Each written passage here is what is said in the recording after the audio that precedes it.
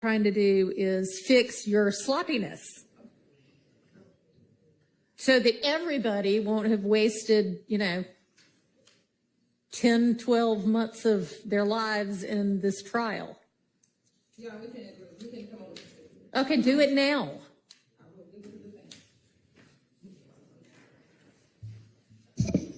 Wait, hold on, Matthews. Before you say we have a stipulation, F, Judge, once you rule on our mistrial, right, on my motion for a mistrial. Okay, so are you asking, what kind of a mistrial are you asking for? Your Honor, I believe that we were goaded into the mistrial. Okay, well, I do not believe that, because if you had seen Ms. Hilton's face when that came out of the witness's mouth, she was appalled. And I do not believe that they are purposefully trying to insert error into this trial to make y'all ask for a mistrial so that they can try this case again. I think it is continued, and I am sorry, y'all have, this gigantic, ginormous universe of evidence that maybe if you narrowed down, you would not be making these kinds of mistakes, but I believe that to be a mistake. Your Honor, so I'm going to deny a motion for a mistrial with prejudice. That one, I don't believe that the facts bear out. Would you like a mistrial without prejudice?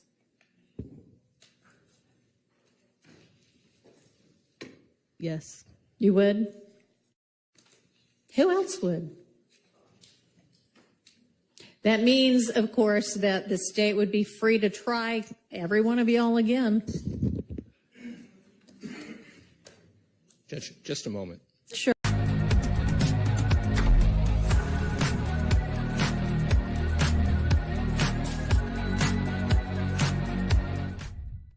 And welcome back Inside the Law, everyone. I'm your host, Philip Holloway. Look, this is your YouTube channel where we take you inside the real justice system, not just the one you might think we have if all you do is watch cable news and the movies.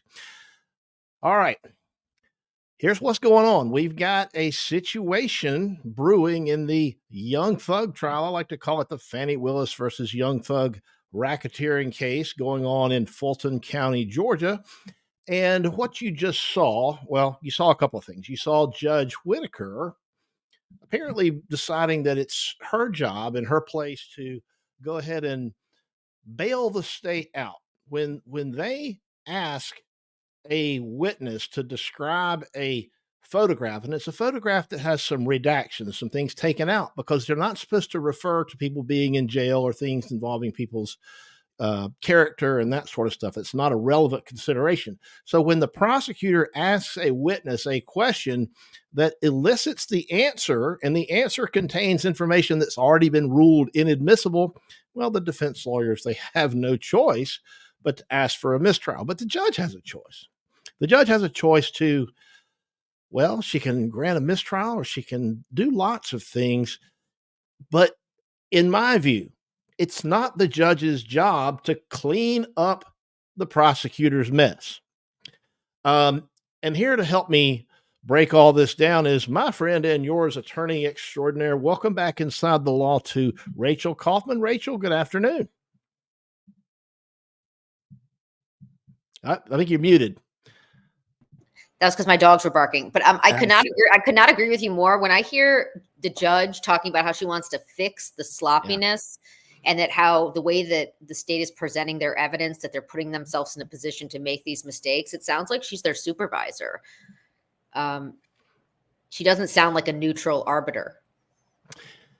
Well, that's what judges are supposed to be. They're supposed to call balls and strikes. And if you heard the judge say something about not wasting everybody's time over the last 9 or 10 months. I think it's actually been longer than that, but we call this the sunk cost fallacy, right? Where it's putting good time and money and effort after bad, right? So I get it. I understand that the judge, nobody wants to have all that effort and all that work just kind of wasted. Okay. The jury's been sitting there. They've been coming into court when they're told to come. They've been put through living hell actually for many, many months, not including jury selection. and so you've got a lot of resources that have already been dumped into this, Rachel. So it's common. I mean, it's like human nature to want to try to salvage that if you can. But I think that when you overtly, take on that role to fix it and to try to stop any more of that and to kind of salvage it, don't we forget in that analysis, haven't we forgotten about fairness and due process and the rules of law? And is that really the judge's place? Well, so when she talks about fixing it, when she talks about trying to fix the sloppiness, what she's talking about is somehow trying to help the state not continue to enter into evidence things that the court has previously deemed as inadmissible. And so the issue that I have is she's worried about sloppiness and wasting money, but I think that we should be worried about, fairness and justice for the defendants. So how many errors can the state make that are prejudicial to these defendants? Maybe not individually, enough to get a mistrial, but collectively, the jury has heard that several of the defendants are incarcerated. They've seen, I remember during the opening statement, there was a whole thing where Adrienne Love on her PowerPoint brought up things about Mr. Steele representing other individuals who were not charged and how, other homicides that had nothing to do with this case. And so there's so much prejudice that has been put forth from by the state to the jury that I don't care if it wastes another year, if it means that the jurors are going to only be hearing admissible evidence and that the defendants are going to get a fair trial. That's a long way of saying that. I think in my view, the fair trial ship sailed long time ago in this matter. People are asking me, okay, so what can we do? What can be done if you're the defense or any of the defense lawyers? And, the judge essentially offers you this mistrial. It's without prejudice. And what that means is that the ability to retry people. There's this whole thing in the Constitution called the double jeopardy clause. And the normal rule, folks, is that if you're the defense and something happens in the case that's an error, you can object to it, your objection's sustained, then you can move for a mistrial if it's bad enough. And if you don't move for a mistrial, you might be deemed to have waived the error on appeal. In other words, if there's a conviction and you want to appeal, you can't complain about that particular issue if you don't ask for a mistrial. It's considered waived, okay? And to be honest with you, it's like malpractice or ineffective assistance of counsel not to ask for a mistrial. So when there's something this bad, you've got to ask for it.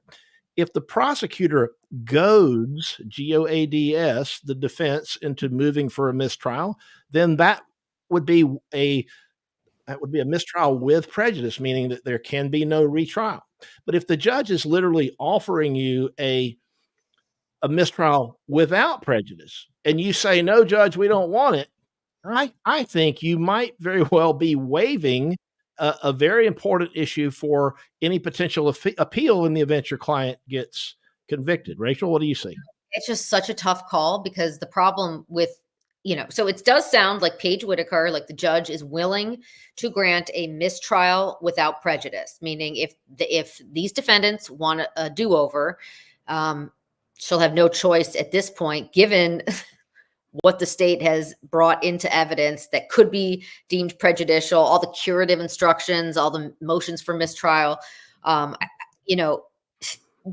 the problem that you have there is that your clients are still incarcerated.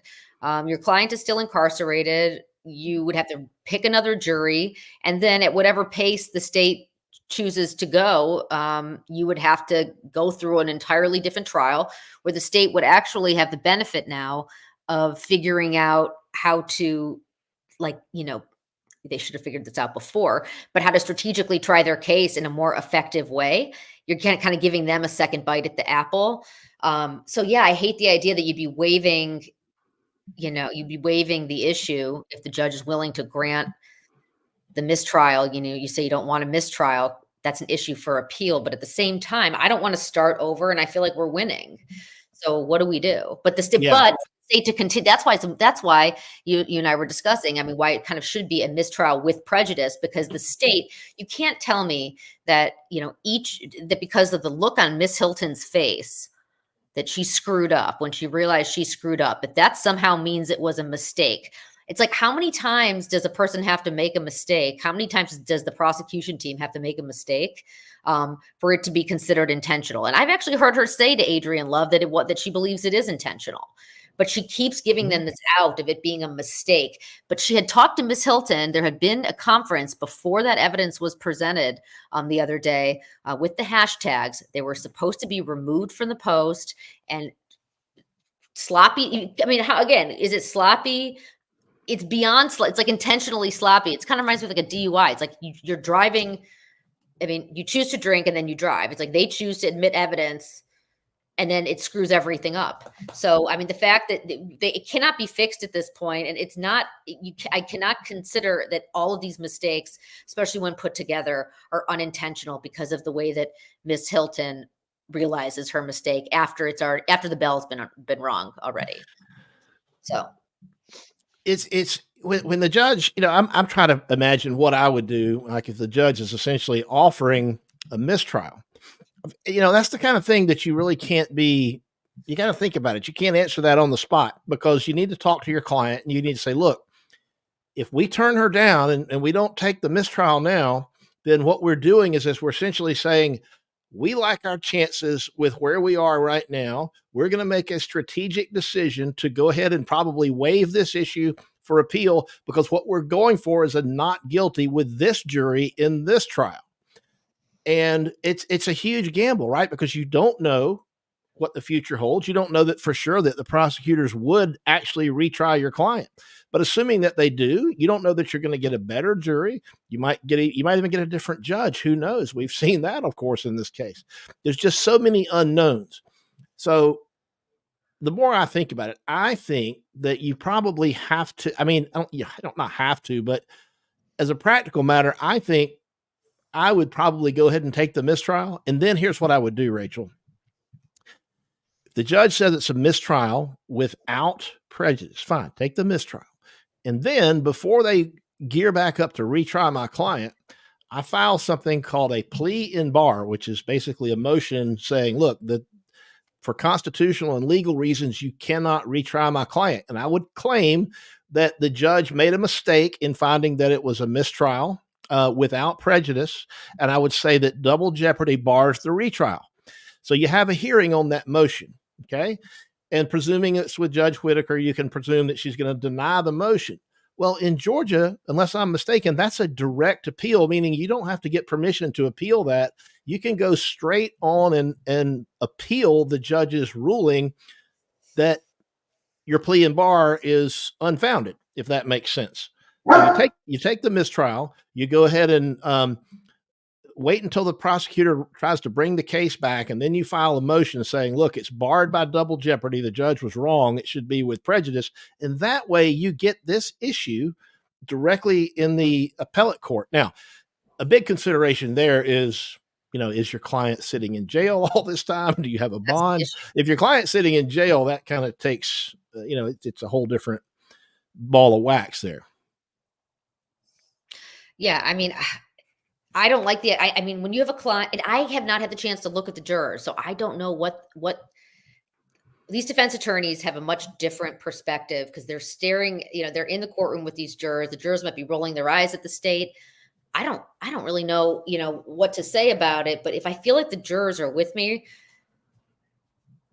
I know. So this is such a hard decision, because you want the mistrial. I think the plea and bar, I think it's a great thing from a legal perspective. It makes a lot of sense, but I'm like, from a practical perspective, if we see this through, maybe my client's coming home sooner, and that's what's important to them. It's such a tough call. And obviously it comes down to what the client, wants to do. I do, when there is a mistrial, even without prejudice, it does cause the state to have to rethink how they're trying the case and maybe offer deals. And that's what I know, that's been a lot of what people are talking about on Twitter. I don't know how likely that is in reality, because from my experience practicing in Fulton County,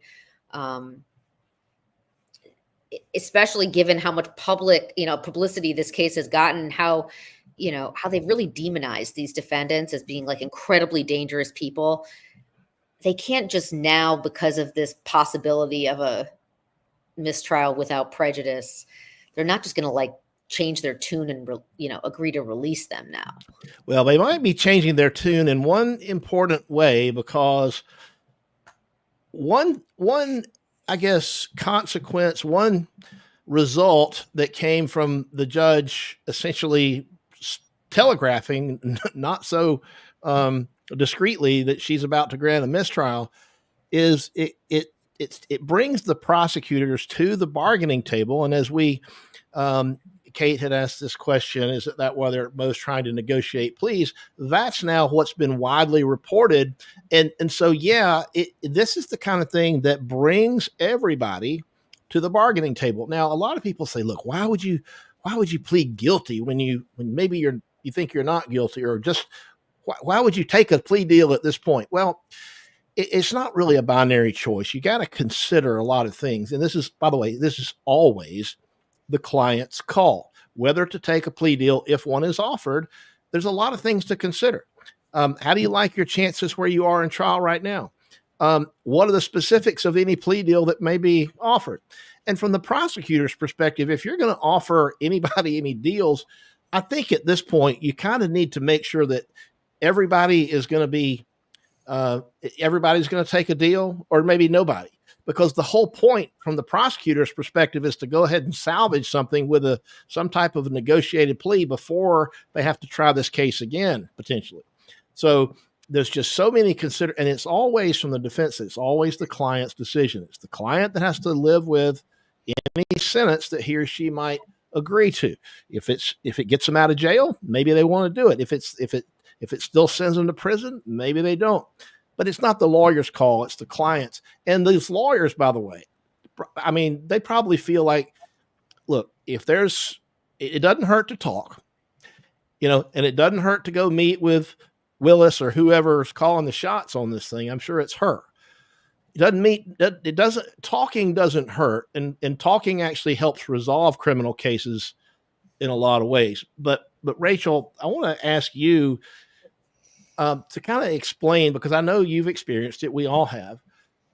Talk about how people sometimes take plea deals that they really might not want to take, but they do it because it either gets them out of jail or it avoids what we call the trial tax. Can you explain that? Sure. So I think we've talked about it on here before. Basically, when you exercise your right to a jury trial and do not enter a plea of guilty, the state makes it pretty clear on the record that they made an offer pre-trial. The offer was however many years or whatever it is, and that by going to trial, you're now facing X number of years in prison. A trial tax is basically what happens when you exercise your right to make the state prove the case against you beyond a reasonable doubt. And if they do, you get taxed for it, meaning that whatever you were offered pre-trial, unless you have the most fair, wonderful judge in the world, they are going to slam you after trial and give you significantly more time than they would had you entered the plea before making the state prove it against you. Why do people take pleas pre-trial? Well, when you're incarcerated, freedom is everything. And so, I advise my clients quite often, it's a sad reality, but it's more important to be free than to be right in a system that too often gets it wrong. It's just not worth the risk. And sometimes you're cutting your losses and prioritizing, your needs, and your need is to be home with your family. And so you do whatever it takes to get out. Also, by making the state prove it beyond a reasonable doubt at a trial, you're gonna have a delay in results. So there's the finality of it that you want to know, instead of keeping it up in the air for all. Sorry, I was reading up in the air for all this time, not knowing what it's going to be. Some people would rather be like, I'll just take something so that I know what it is and can move forward with my life. So yeah, there's a lot of considerations. Yeah. I mean, even in misdemeanor cases, I have a DUI coming up. DUI trial coming up next week, where the state's saying that if I don't I don't take the plea, by Monday, that the offer is they're going to remove the offer Tuesday. And so they just try to force you into and intimidate you into pleas because the state wants to maintain leverage. And that's, I think, part of what's interesting with, now that there may be a mistrial without prejudice, that the state is now in a position where maybe they're going to offer pleas, but they still want to maintain leverage. That's why they had Moon to take a plea with all those factual stipulations, because they want to make sure that if anyone is going to take a plea in this case, that it's going to help their case against the other individuals if they don't take it. So there's this idea. It's called the trial tax. So look, you've got a right, obviously, to constitutional right to a trial, a jury trial. And you got a right to make the state prove the evidence against you beyond a reasonable doubt. You got a right to testify, and you have the right to remain silent, whichever one you choose. And of course, you got a right to a lawyer and all the other things that go along with a jury trial. These things are embedded in our Constitution. These are things that, it's not really political. I mean, it's literally part of what our nation was founded on, and our soldiers have died on foreign soil to protect these rights. So these are very important things. So the sad reality is that people get punished for exercising those rights. There's not enough jurors. There's not enough time to try every case in the system. It would absolutely implode on itself. So they got to do plea deals to try to move some of these cases along. So what happens is you can say, look, I don't think let's just say it's a DUI. It's one of those gray areas, and they got to prove you were less safe to drive. And they think you were less safe to drive. You don't think you were. So fine, let's have a jury trial and let a jury decide, was the person less safe to drive or not? And let's say the jury comes back and says not guilty. Well, great. The defendant, walks out the door, all's fine. But what happens if the jury says guilty? Well, then the judge gets to decide what the punishment is, right? And unfortunately, a lot of judges and prosecutors will play up their part in this. A lot of judges will give you a lot more jail time than you would have gotten if in fact, you could probably plead guilty in most instances to this hypothetical first offense DUI and get no jail time. But because you've exercised your right to a trial, you might get 5 days, you might get 10 days, you might get 30 days. And we call that the trial tax. And so people, unfortunately, have to take that into consideration when they make this decision, because they might very well feel like they're not guilty and they want their day in court, but they cannot risk going to jail. Maybe they've got a job that they'll lose. They got family responsibilities, kids they got to take to school. Sometimes it's just not a wager that they can afford to lose. And let's be clear about this. It is a roll of the dice, and it's a wager every time you lay this issue in the hands of a jury. Yeah, and it's really upsetting because you have clients that you want to fight for, and you don't get a do-over once you do it. I mean, I guess unless you get a mistrial, but like in the middle of a jury trial, I mean, when there's not evidence, I mean, it's scary to put it in front of a jury, but at the same time, I mean, there has to be some integrity to the charges. People shouldn't be taking pleas to things that they're not guilty of if they don't have to. So, as a fellow justice warrior, I mean, we're faced with trying to manage our clients' expectations, their needs, their priorities, freedom being almost always the most important. Most people aren't really willing to risk incarceration unless they have to. But it's like, then the state just has a huge advantage, a windfall, and they just basically intimidate people into being unwilling to test the facts of the case or the allegations against them. And so I think that in this YSL case, what's interesting is we have unbelievable advocates for these defendants who they're not, there's some people that like to people talk about like pushing pleas through just to because they're not trial lawyers. All of these lawyers are trial lawyers. They are not afraid of trial. We've seen them all. Clearly. They've been fighting the good fight for quite some time. And so, they are, in my opinion, winning. I mean, because the state has just made a mockery of all of this. But it is hard to know that the jurors are aware of things that they shouldn't be aware of. And you have to rely on this concept of a curative instruction and hope that it really cures whatever, error there is in having that information put before the jury. I don't know how they really put it aside. it's such a tough call. And so I wonder what's going on behind closed doors. I don't claim to know. I haven't asked any of my, I respect the fact that these attorneys are probably working their asses off right now, and that when there's something to announce that they're going to announce it. But so what is your, I mean, before we get into some of the, by the way, thank you for the super chats. I see them in there and we're getting ready to get to some of those questions. But first, Rachel, what is your sense? I mean, do you think that there's going to be any kind of plea deals that could be had? I mean, you've got a number of different defendants, and so they obviously they're all coming from a different place when they're analyzing their prospects. Do you think Willis and her team are going to offer them anything that they might be willing to take? What's your best guess at this point? Mimi and I both say no. Mimi says no. Well, I know where Mimi comes down on this, but I think that's where I come into, because she being Willis, she wants to wrap up all of this. So she's going to have to really get aggressive in cutting the bottom out of some of these like penalties. So some of these people are charged with murder, right? And there's only one penalty for that in Georgia, and it's life.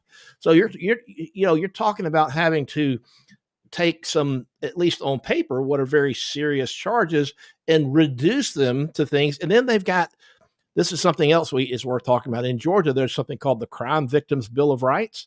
Prosecutors have to include any alleged victims in their thought process about how they might resolve this. And, victims and their families or whatever, they don't necessarily get to dictate what prosecutors do, but they have to be included and they have to be notified and kept informed. And so if you have a lot of people that are opposing what the prosecutor might be proposing to do, that could also gum things up. So I think there's just way too many moving parts. I think that where we are is that most of these folks, if not all of them, are going to still be on trial next week. And I think Thugger Daily was on Twitter this afternoon saying that jurors were told to come back on Tuesday. And look, so if you're having jurors plan on coming back, that's kind of a signal that maybe this trial is going to go forward. And I think maybe Monday you got some things to litigate. Some people are asking in the chat, can perhaps there be some kind of motions litigated on this on Monday where you ask the judge to reconsider the issue of prejudice versus without prejudice. And so, yeah, we can litigate these things and they can have a hearing, but it sounds to me like they're planning on the jury coming back. Yeah, I think the jury's coming back. And I truly think that, again, from the perspective of the DA's office, I mean, they've spent so much time and money claiming that these individuals are dangerous. Who are they all of a sudden just going to let out? And most of these defendants aren't really interested in pleas that don't involve them immediately getting out. So I also think that if we could look at the Trump prosecution, RICO prosecution, and look at the way that Fani Willis has operated in that case, I mean, she's not backing down. She's not really willing to admit when she's wrong. And so the thought that she's now going to say to these defendants, actually, you guys don't need to be in jail anymore. Let's go home. I wish, but I just know that that's not happening. Do you think she's getting ready to give any of the defendants one of these? I know she just had a birthday party with Tyrese. I used to love Tyrese when I was a kid. I love his music, but I don't know. I mean, it's fundraisers. I don't really understand these out of state or even these gala fundraisers. I know Courtney Creamer's running against her. How much money does she really need at this point, and where's the money going? I know last time some of it allegedly ended up in cash in a shoebox. So it's just confusing to me. But people are asking about will the DA's office run out of funds? That's the other thing. The answer to that is basically no. No.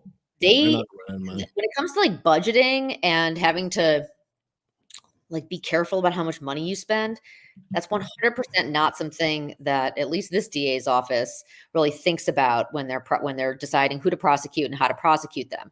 One more thing that you were saying that I think is really relevant is about the victims. In Fulton County specifically, I can't speak to other places, but there's several individuals in the DA's office who are hired as victim witness advocates. Their job, in theory, is to, I guess, organize witnesses and keep victims informed about what's going on. Yep. In practice, too often, even though I do believe that victims deserve rights and things like that, what it ends up being is kind of like a pumping up of sorts of the victims to believe that justice has to be convictions, and whereas it kind of should be maybe managing expectations and explaining the reality of a situation. Winston says hi. Hi, Winston. I love our dogs, but no, so what ends up happening is that once the hi, Winston, once the DA's office, by and through their victim witness advocates have told victims and their families that this is the result that it will be down the road, they start believing it. They start believing their case even more, kind of pumps them up, which makes it really hard at the end when you're trying to work out a deal to work anything out. Because unfortunately, although it is not the decision of the victim how things go, I would say that in Fulton County quite often it is. Well, Lindy asked this question. I thought this is a thought that it popped into my head earlier, and I wanted to point out to folks. She asked, would the mistrial, if it's granted, apply to people that already took a plea deal? No, it wouldn't. Those convictions are done. They're over. So, I mean, yeah, that would be it. Look, that would be a monumental thing to do at this point. Let's get into some of these questions real quick. 'Cause there's some, we played the video at the beginning. Let's just take another real quick look at this. Trying to do is fix your sloppiness so that everybody won't have wasted, 10, 12 months of their lives in this trial. Yeah, we can agree. We can come up with. All right, fix their sloppiness. So the question that Ben had motion here is asking, look, can they use the defense use this in any way? Can Whitaker's statement be used against her? So some people are saying, look, you could file a motion to recuse her.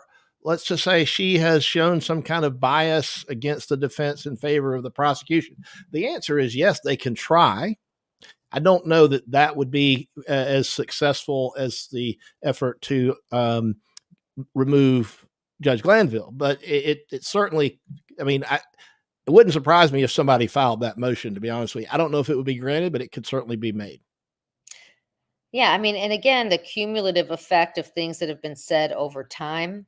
Again, this is what happens when the DA's office takes this long to try a case. It's just more room for error and more room for the judge saying things that they don't mean, or that they shouldn't have said. They probably do mean them, but shouldn't have said. I do think that when she's talking about fixing the state's sloppiness, what we had listened to previously, she absolutely does not sound neutral. She's working with the DA's office to keep their trial and prosecution of these individuals on track. That's not her job. And it's disturbing because I've said it a million times, having prosecutors on the bench who've not undergone any kind of neutrality training, they can't even help themselves, but want to cure the errors that the state is making. You hear that, Mimi? It must be something you said.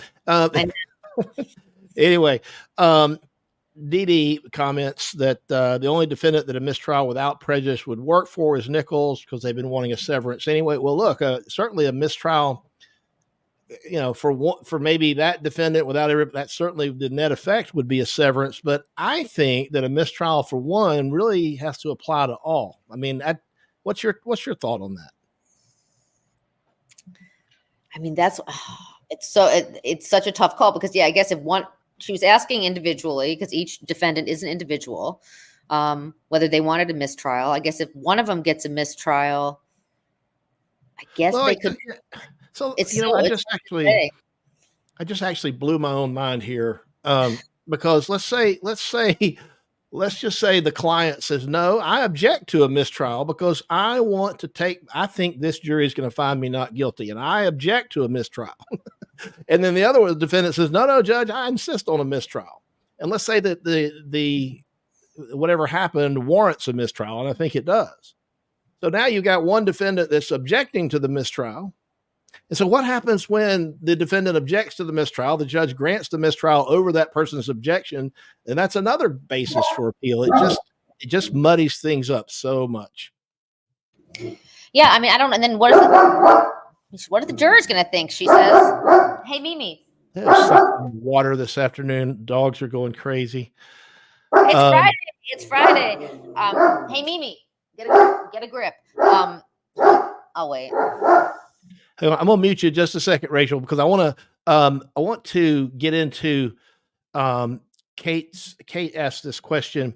What kind of mess would it make if some took a deal and some don't? The jury comes back and only say, thugs on one. That's kind of the point I was trying to make just a minute ago. That's the point I was trying to make just a minute ago. It's like, if you're having some of them with a mistrial and some of them without a mistrial, it really, really mucks the whole thing up. But thank you for the super chat, Kate, by the way, and thank you for the question. Yeah. Also, I mean, you said, you have to think about how that's going to play out. I mean, but that's the state's fault for trying multiple defendants at one time. And I feel like, again, that's the sloppiness because they chose to try the case this way. I guess it has to be a mistrial for all of them. What do the jurors think? Yeah. I mean, don't you wish you could ask the jurors, okay, because that would really help inform your decision if you could ask the jurors what they think at this point. Marjorie asks, is it a mistrial without prejudice? If it is, do they get released? Well, maybe not. They would have to ask the judge to grant a bond. And maybe she would grant some bonds and maybe she would grant no bonds. We just don't know. But she's not granting bonds. They could potentially stay in jail for however long it takes. That's the thing. If you knew that you had a judge that would grant them bond, they'd all be agreeing to the mistrial. The issue is that that the judge won't. And so how much longer are they going to sit in there waiting for a new court date? There's only and that's the thing, judge shopping. You're not supposed to judge shop. There's only a few judges that I feel would have absolutely no patience for the state and actually throw it out. Is it reversible error what Hilton did? I would say alone, no, but errors can be considered cumulatively, meaning everything that's been done throughout this trial by the state, that all gets considered together. And I think collectively they're screwed. So yes, it would be a reversible error already. And that's also, so none of those things get litigated if they have a mistrial. Everyone just accepts that it's a mistrial. Well, what thing are we talking about that Hilton did? Because you things to choose from. I mean, there's other prosecutors as well, right? I mean, are we talking about asking the witness to read the hashtag? I mean, I think that's reversible. I think it could be reversible error, but we get into this whole thing. Okay, so you object to what they're doing because it brings it injects what we call character evidence into the case, and so you object and you say, Judge, object. It's improper character to sustain. Well, I move for a mistrial, or maybe you ask for, or the judge says, I'm just going to give another curative instruction. Which, by the way, for those of you who are new here, we've talked about this before, but it's worth repeating. A curative instruction is where the judge looks to the jury and says, all right, folks, I'm instructing you that you have to disregard what you just saw and heard. You're to put it out of your minds and to give it no consideration whatsoever whenever you get to deliberations. You can't, but there's this saying, Rachel, I'm sure you've heard it. You can't take the skunk out of the jury box. Once it's there, it's there, right? You cannot get rid of that stench. Yeah, telling jurors to not consider something that they've heard, there's no empirical data to suggest that they can do that. And there's nobody in the jury room during deliberations that can ensure that those things aren't being considered. Correct. Which makes it really dangerous. That's I've always kind of felt like there needs to be, I understand, I like the idea. I love 12 Angry Men. I love the idea of people actually deliberating, but too often in jury rooms behind closed doors. There's a lack of deliberation, and there's a lack of consideration for the jury instructions, and things that were not supposed to even factor in at all become incredibly important to the jurors, and we'll never know. You most times you never know. So, how many curative instructions can there be before it becomes obvious that there's just no way that the jury will put those things aside? And there's just been so many of them in this case. Yikes. Unfortunately, Philip, no, prosecutors don't pay for expenses if there's a mistrial with I wish they did. If they did, they would clean up their act, but no, they don't. Yeah, that'd be a nice consequence. That's what I'm saying. Without any sort of consequence, they're like, no, we'll just retry it for the same amount of money. We don't care how long these guys stay in jail. There's no consequence when they're wrong and when they lose. So MT, thank you for the super chat, MT. The state made this mess. They chose to abuse RICO laws for their favor, innocent until proven guilty.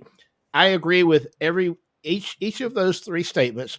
And I've said this from the beginning, and I'll say it again right now. They chose to make this gargantuan case, and it's so big and so unwieldy. It's like trying to eat an elephant in one bite. It can't be done. Courts cannot process and digest this kind of case.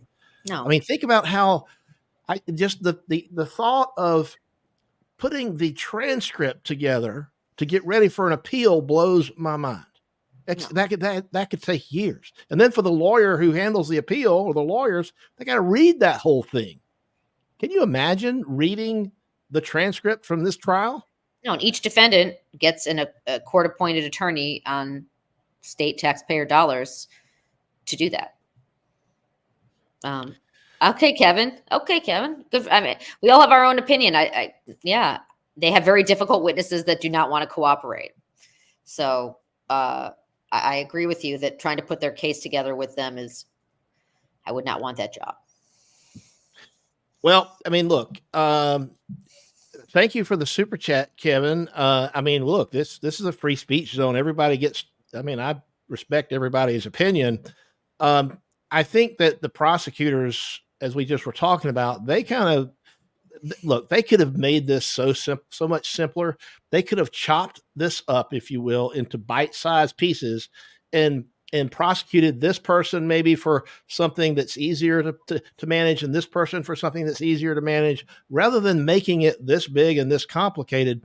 There's much, much, much simpler ways to do it. When I was a prosecutor, I got handed a giant banker's box full of crap, and it was like all this, it was the investigators put it together as a racketeering RICO case. And when I found like 15 checks that had been forged in there, and forgery of a check was a felony punishable by up to 10 years at the time. I just put 10 forgery counts together. All right. And that's really simple. I could try that in a day. And if convicted, the person could get 100 years. So the point is that they can make things easy on themselves or complicated, and they chose the hard route, Kevin. And I think they're just having to, like they made this bed, they got to sleep in it. But thank you very much. Yeah, well, then really quick, then what we see is the judge, they can't digest it, so everyone's choking on it, and the judge keeps trying to perform CPR on it, and at some point, it's like they need to take smaller bites. I mean, how often is she going to be able to resuscitate them? And should she be at some point? Sue is pointing out that there's a speedy trial demand in Georgia. Everybody's constitutionally entitled to a speedy trial, but I got news for you. In the real world, that constitutional right to a speedy trial doesn't mean much, because courts will excuse a long period of delay for all kinds of reasons. So that right has very much been watered down by our appellate courts over the last several decades. But there is a statutory speedy trial right in Georgia. And depending on what you're charged with, it means that the prosecutor has a certain period of time, much shorter, by which they must try your case, or as a matter of law, you get what's called discharge, meaning it's over. They can't prosecute you. It's just like a jury found you not guilty. So the way it's, and that's, Rachel, I want you to correct me if I get any of this wrong, but it's based on, the time limits are based on what's called the term of court. All right. And this is a lot of inside baseball here. I get that. each county in the state of or each superior court has what's called terms of court, and that might be 2 months, it might be 6 months. Each jurisdiction in the state of Georgia is their term of court is set by the legislature. There's what's called local laws that establish the term of court. I think it's 2 months. It might be 3 in Fulton, but I think it's 2 months. Like, so you got like a January, February term, and then there's like a break, and then like February, March, or something like that. So you've got to try the person in the term of court when the speedy trial demand is filed, or 1 term thereafter, or in the case of a capital case like murder, you get 1 additional term. Did I get that wrong? No, that's correct. That's for the statutory, and that's for the statutory speedy trial. That you actually have to file it, I believe, within the term of court that you're indicted during. So you can't just like randomly, like a year in, ask for a speedy trial. You have to opt in at the beginning, which is a little bit dangerous and risky because at that point you've not received all the discovery yet. But if you believe you can catch the state off guard, it's sometimes I filed it in maybe like 2 cases of. They're rare. It's rare because in my experience, the longer the period of time between somebody's arrest and the disposition of the case, generally speaking, the better off the defendant is. So it's something it's a right that exists, but it's used very tactically. Let's just say it's not something that we would file in every case. Although if we did file it in every case, the whole system would implode. Sometimes the public defenders, I know, like throughout history, they've kind of gotten together and decided to, because it does force the state. I guess if you file a statutory speedy trial in every case, it really forces the state to figure out which cases actually mean something to them and which don't. Then there's constitutional speedy trial, which is what I think that we're talking about. I don't know if Thug filed a statutory or a constitutional, but like you were saying, constitutional speedy trial, requires looking at, the prejudice, the length of time, the prejudice to the defendant, whether witnesses are now not available, whether they can't make their defense anymore. It's very, very difficult to have a case dismissed on a constitutional speedy trial. And especially when the judge is a former prosecutor who knows that they won't get reversed if they deny it. So MT is pointing out, you says you would think that the state would have 1 witness that could get on the stand. And they said they did it. Well, in the real world, there's not many cases that can be tried with 1 witness because just to introduce a photograph, for example, you've got to have what's called an authentication witness. And unless it's like really simple, kind of a basic thing, almost any case is going to have at least a handful of witnesses. But I think the broader point that MT makes is that the prosecutor could certainly do more with less. They could absolutely cut back on some of these witnesses. I don't think they need this many witnesses, and neither does Judge Whitaker, apparently. So they could absolutely, avoid this duplication of evidence and duplication of testimony. So while it would be not possible to do it with 1 MT, they certainly could do it with a lot less. Thank you very much for the super chat and for the thought. So the state have made these errors in the same way in the past. Love's questioning of Antonio Sledge caused him to say Young Thug was incarcerated. They did this on purpose. I hope the defense argues this. Rachel, you're familiar also with this. I think we've talked about it, and I'm sure this is something that has been and will be argued. And certainly if there's an appeal, this is going to be part of it. I mean, you love talking about Miss Love, so you can go ahead. I mean, the fact that she's been in and out of court, I don't miss her. She is sick. She's like a truly sick person. I don't believe that she's as sloppy and unprepared as she acts. I think that she does that because she wants to justify putting in evidence that is not admissible and she knows shouldn't come into trial. So the fact, when she's questioning people, she is used to doing things that she knows she's not allowed to do, and then being willing to take the consequences that have no teeth in them. So she doesn't mind a little lashing. She can handle it. She's a big horse, and she'll just kind of take it and move on. So she is used to breaking the rules and facing no consequences, no meaningful consequences. Well, I agree. Donna asked, does the indictment include forfeiture of assets like the Dirk indictment? I don't know I haven't, do you know the answer to that question? So this is not an asset forfeiture is not going to be in the indictment. It would be a separate pleading. Actually, it's a civil lawsuit that's filed. I don't know that there's any asset forfeiture pending, but do you know the answer to that, Rachel? No, I don't, but I do know. I knew that Adrian Love used to be in charge of it, but now there's actually a much more reasonable gentleman who is in charge of it. I don't think that as it relates, will Thug lose all of his money and assets? I think the answer is no, because he can prove that his money and assets were actually that he got them as the result of the hard work that he's done in the music industry. They're not the result of any like drug dealing or anything like that.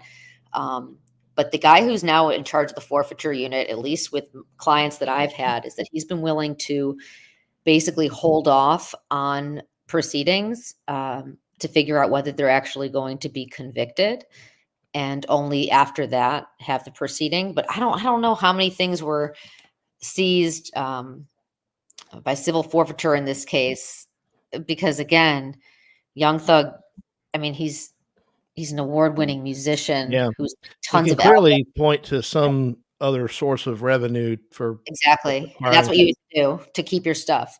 But like if a drug deal, if you have a bunch of drugs and a bunch of cash and you can't prove, where that cash came from, they try to take your money, and they will. And it's a civil case. By the way, that would be a civil thing, and that would not be for this jury to decide. It's a civil. It's like a lawsuit that they file. It's called an in rem lawsuit against the actual property. It's weird, but anyway.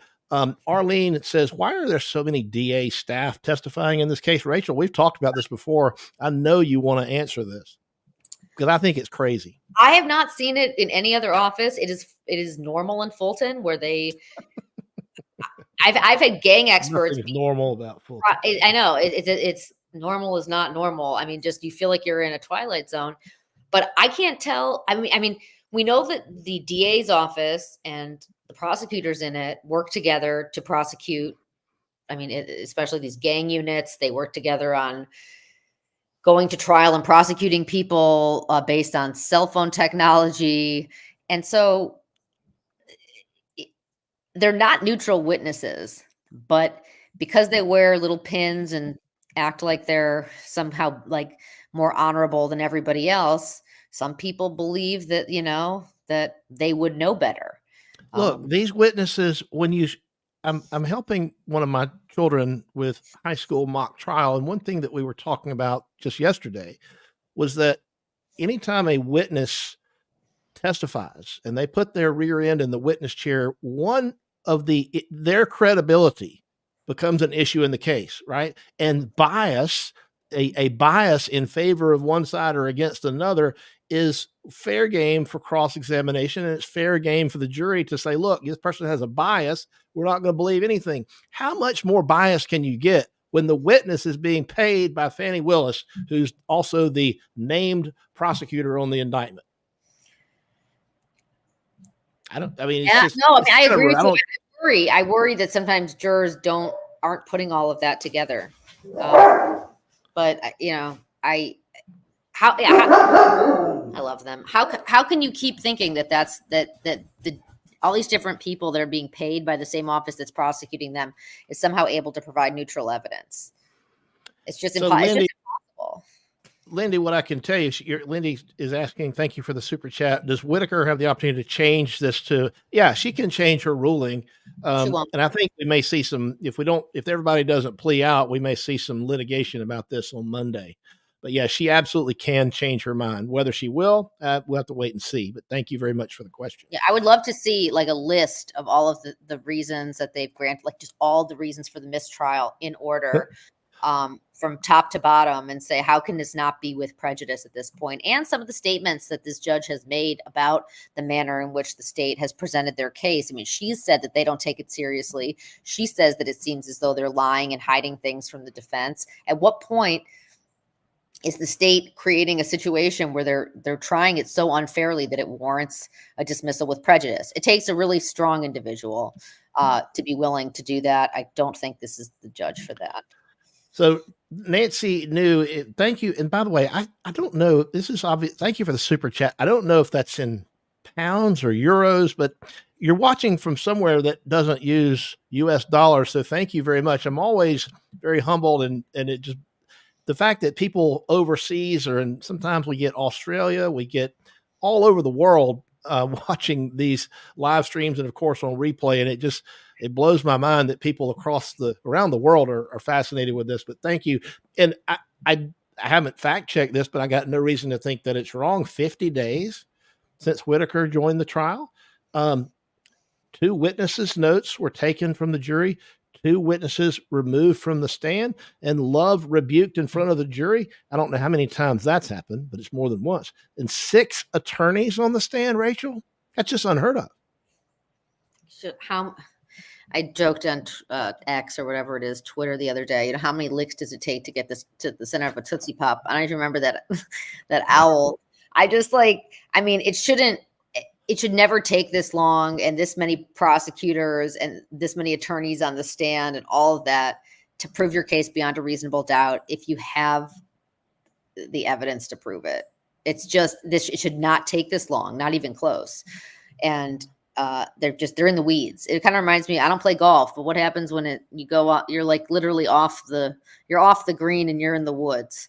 You're in big trouble. They're just so far off from like the main drag, and they just need to actually like focus. And that's what the judge should not be coaching the state on how to do that unless she wants to go back and work at the DA's office and not be a judge. Well, I don't know what's going to happen with these plea deals. It's obviously something we're going to be checking in on. I would encourage everybody to, if you hadn't followed me or followed Rachel on X, do that, because I know that we both, and Flugger Daily, and of course on all the other good accounts. And this is going to be something that we're going to be obviously monitoring and keeping our eyes on moving forward. But I kind of sense, we talked about this a little earlier, Rach. I think that there's probably not going to be any plea deals, certainly not any that get all the defendants. Maybe there's going to be one for 1 or 2, but I kind of think they're all going to stay in it. But we're certainly, I think, going to have some more of this trial. The jury's coming back next week. So what do you think is going to happen next week? Yeah, so no, I'm with you. I think there's no deals. I think there's going to be no deals because if one of them took a deal and somebody else didn't, whoever took a deal would have to take a deal similar to what we saw with Moontook, which I love that name. It's a silly name. I feel bad that he's now going to have to serve 5 years for possibly doing similar stuff to what the state has been doing this whole time with no consequences. I think the trial is going to continue, and I think we'll have more reversible errors abound in the weeks to come. That's what I think. It's not ending anytime soon. And it'll just show how unreasonable the state is and how much they truly don't care about efficiency and their budget. They're just going to do whatever they want to do. So, well, Steph, I think you're probably right. I think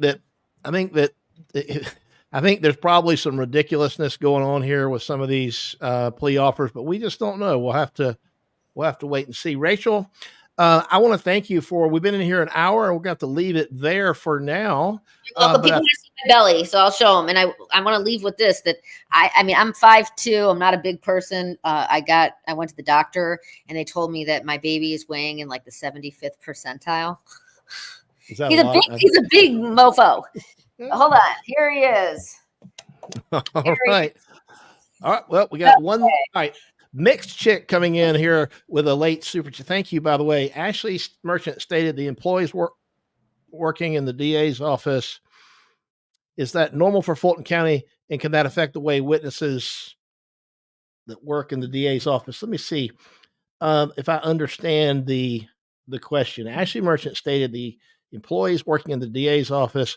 Is that normal first off? I don't know. Nothing's normal about Fulton County.